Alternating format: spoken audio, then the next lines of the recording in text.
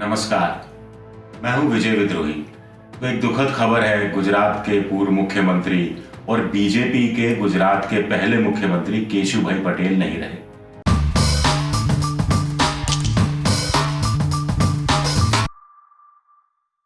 केशुभाई पटेल को इसलिए भी याद किया जाना जरूरी है क्योंकि केशुभाई पटेल के करियर के साथ साथ नरेंद्र मोदी का भी करियर जुड़ा हुआ है, चाहे वो गुजरात के मुख्यमंत्री के रूप में हो या फिर प्रधानमंत्री के रूप में हो।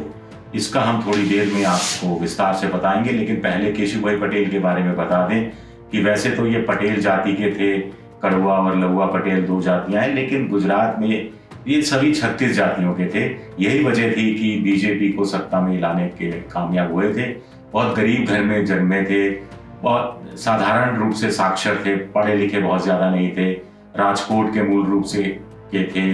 राजकोट में ये आटे की चक्की चलाया करते थे और वहाँ राष्ट्रीय स्वयंसेवक संघ आरएसएस से वो जुड़े हुए थे, फिर बीजेपी से वो जुड़े हुए थे और बीजेपी को सत्ता में लाने के लिए, बीजेपी को संघर्ष करने के लिए, बीजेपी का गुजरात में संगठन तैयार करने की दिशा में इन्होंने बहुत काम किया और इसके लिए इन्हें नवाजा भी गया जब 1995 में ये गुजरात के पहले मुख्यमंत्री बने, बीजेपी के मुख्यमंत्री बने।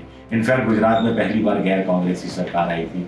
बहुत सीधे स्वभाव के थे, सरल स्वभाव के थे और मुख्यमंत्री बनने के 2 साल बाद ही या अगले साल ही आपको ध्यान हो, शंकर सिंह बघेला जो कि बीजेपी के ही नेता थे, उन्होंने विद्रोह कर दिया था। खजुराहो वाला मॉडल जो पॉलिटिकल टूरिज्म का आज देश भर में है, वो खजुराहो से ही करीब करीब शुरू हुआ था। वो बागी विधायकों को लेकर खजुराहो चले गए थे, फिर मुख्यमंत्री बन गए थे। हालांकि केशुभाई पटेल के साथ जनता ने इंसाफ किया था और 1998 में वो फिर से मुख्यमंत्री बने थे। 1998 में मुख्यमंत्री बने। 2001 में भूकंप आया। भूकंप के लिए कहा गया कि वो बहुत ढीले हैं, काम बड़ी रफ्तार से नहीं हुआ। ऐसा उस समय अमित शाह और नरेंद्र मोदी की तरफ से भी कहा गया था। साबरमती का एक उपचुनाव हुआ था जिससे बीजेपी हार गई थी। तब आला कमान को यानी कि अटल बिहारी वाजपेयी और लाल कृष्ण आडवाणी को कहा गया कि केशुभाई पटेल के रहते हुए बीजेपी लूज कर जाएगी गुजरात। ऐसे में कोई कड़क नेता, कोई भारी दूसरा नेता होना चाहिए और उसके बाद नरेंद्र मोदी मुख्यमंत्री बन गए थे।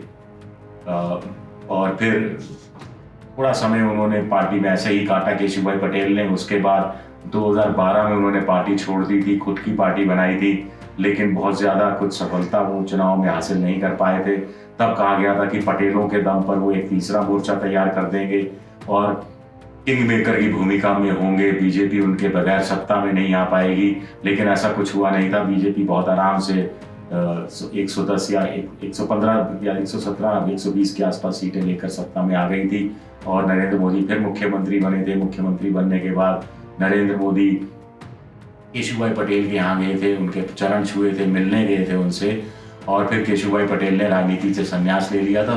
उसके बाद एक तरह से वो राजनीति से संन्यास की ही स्थिति में थी। हालांकि बीजेपी को राय, सलाह मशवरा वगैरह वो दे दिया करते थे।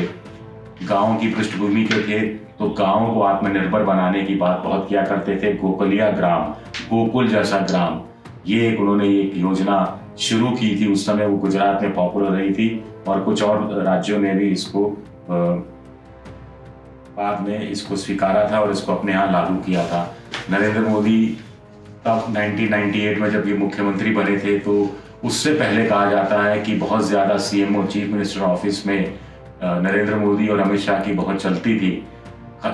शंकर सिंह बघेला ने ये स्थिति थोड़ी परिवर्तित की थी 1998 में। जब केशुभाई पटेल मुख्यमंत्री बने तो उन्होंने इसमें और ज्यादा पकड़ अपनी बनाई और मजबूती से पकड़ बनाई कि नरेंद्र मोदी को दिल्ली जाना पड़ा। दिल्ली में वो महासचिव बन गए, हरियाणा, हिमाचल प्रदेश के। लेकिन 2001 भूकंप के बहाने उनकी वापसी हुई थी, फिर वो मुख्यमंत्री बने और आगे का इतिहास आप जानते हैं कि कैसे वो 3 बार मुख्यमंत्री बने। उसके बाद दूसरी बार से वो प्रधानमंत्री हैं। अब सबसे बड़ी बात है केशुभाई पटेल का निधन हो गया है।